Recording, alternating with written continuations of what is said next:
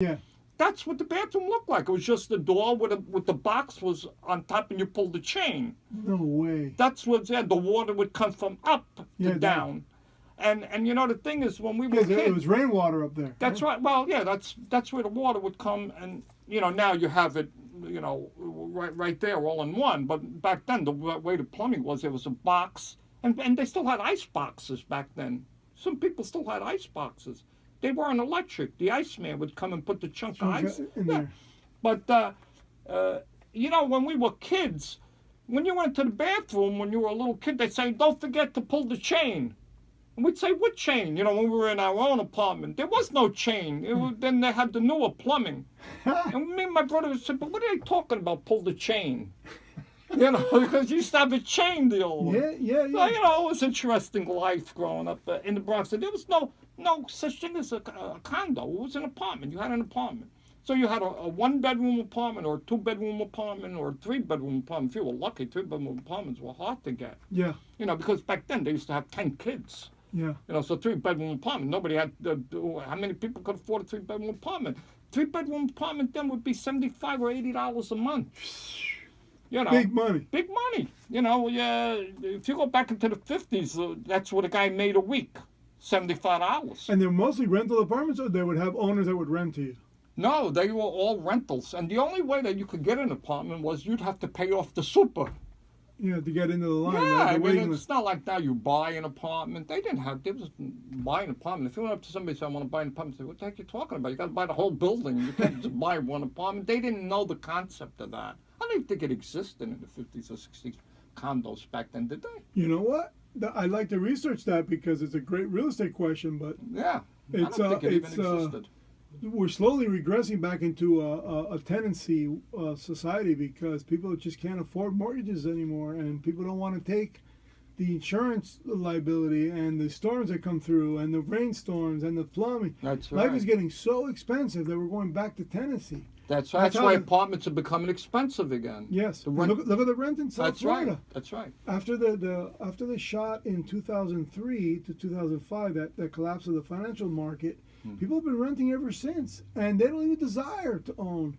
Why? Sure, there's instability of not being renewed in your condo, but at the same time, you have the flexibility to get the hell out of Dodge if things get too expensive. You're not leaving a trail of tears. Like, there's people right now who are going to be hit and delayed from selling because of this little storm here. Who the hell wants to buy real estate right now? That's right. When the storm's hurting like that. On the Key, it's even frozen. Right. There's about 50, 60 units for sale right now in the housing. And who the hell's going to buy a house right now? Unless these prices starts dipping. Same with downtown Miami. There's that brand new stuff. Oh my God, there's thousands for sale. And it's the 2005 2008 collapse all over again. I see it coming. And my fear is that Janet Yellen just takes the interest rate just 2 times, 3 times, of a quarter point only, enough to freeze the entire development business. And that could be Trump's first reception. That partying that he's doing right now with the stock market at record highs. I fear for it slowing down right here at the end, and these 2 storms could have been what starts it all. And guess what? People, the rents will just keep on going higher. Remember the condo fees, the real estate taxes. Forget about it. The government now has to start increasing taxes because they got to pay for their they're inefficiently spending money as we speak. You can tell by the development in downtown alone, the access ways to these expressways have not been widened. Right. So expect the traffic jam, Manhattan-style traffic jams. So the real genius is Uber. Because of Uber, that Uber will just keep on going up in valley because people are not even going to buy cars eventually. They're just going to be like Manhattan. You can live in Manhattan without a car for certain. Oh, you can't have a car in Manhattan. Yeah, there's nowhere to park. It costs you more to park it in a lot than what people pay for rent. It's ridiculous. You got to see the monthly rate to keep a car in Manhattan. Must be. In fact, I did a stupid thing one year. One year I went to the food show, and then we're talking about 2004, 2005. And, you used to be able to park the car there. It's all the way on the west side, 11th Street to Travis. And, it used to be $25 to park the car. And one year, I was going to New York, and I told my, I have brothers there and everything. And my brother said, "Don't rent no car." He goes, "I'm going to lend you one of my cars." So this brother that I'm talking about, you didn't really want to borrow anything of his, because if you didn't bring it back in the same exact condition that it was in, he would notice even, a chip of dirt on it or something. So I said, "Steve, I said, I love you." No, he just outed you, Steve. He just outed you. Yeah. I said, maybe I had better off renting a car. No, I don't use this car. You could use it. So anyway, he picks me up at the airport. I drive him home. We spend the night together, him and his wife. We have dinner, this and that, beep, beep, beep, bop. And the next day I take the car. And I go over to the Javits, and the parking is $100. So I said, "What are these people, crazy?" So I drive back to the east side, where I used to work. I used to manage the Slaughter Brothers, and I used to have this one parking space that I used to park in all the time. Oh my So I God. went in, and the manager that was there was a good friend of mine, the new manager that took my place, and I said, "Phil, I'm going to park my car where I used to park." I said, so it's there. He said, "Yeah, don't worry about it." So then I took a cab to the Javits, and the cab was $5. So I said, "Look at this, I saved $95 just like that, So when I come back, there's no car. So I said, "Well, what happened to the car?" So I go in and I said, "Phil, my car's not there." He goes, "Where'd you park?" I said, "I told you. I parked where I always parked." He goes, "I forgot to tell you they made that a bus stop." Oh, man. man. I said, "You forgot to tell me?" So I said, "So what does that mean?" He goes, "They towed it probably." Wow. So I said, "Well, how do I never had this happen." To make a long story short, my whole family was waiting for me in New Rochelle, and they were having a big dinner. And here I am in Manhattan. I can't even get my brother's car out of the place. It was the most horrific night I ever had in my life. And he's still reminding you of it now because he's your famous Steve brother. I didn't want to call him to tell him the car got towed, so I headed right over there to the place, and it ended up costing me $300. $300. But the thing is, they wanted to see the registration. He never gave me the registration. So now I'm only taking it for granted that the registration's in the glove compartment. So I'm telling the woman, the registration's in the glove compartment. I'm only guessing. Yeah. Knowing my brother, I figured it's in the glove compartment. She said, "Then you have to wait for a guard to come out and bring you into the parking area." So I was there for 3 hours. Finally, I had to call them, because they were waiting for me. The dinner was at 7 o'clock. I found out the car was towed at 5 o'clock. So I had to call them up and say, "Your car got towed." And this is 10 years ago. I still hear about it. What was the first thing he said? Just silence. No, there was just silence. Oh, quiet. That's murder. And he thought he wanted to see if I was joking. Right. And I says, "I'm not joking. I'm not joking. I would have been there already." He goes, He goes, "Well, how does the car get towed?" I says, "They come with a tow truck and tow it." I just couldn't answer these questions. Yeah. So I mean, parking is ridiculous, man. Now, The New bottom Rochelle is how close to where you lived? I don't know. Give me the geographics. No.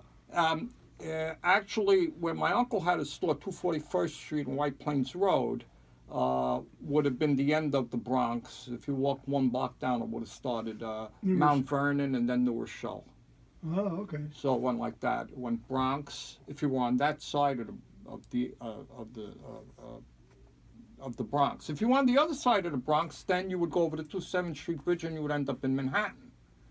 So it was just going over a little bridge, and you went from the Bronx to 27th Street in Manhattan, which is one of the reasons that I stopped going to Marvin Hamlish's father for music lessons.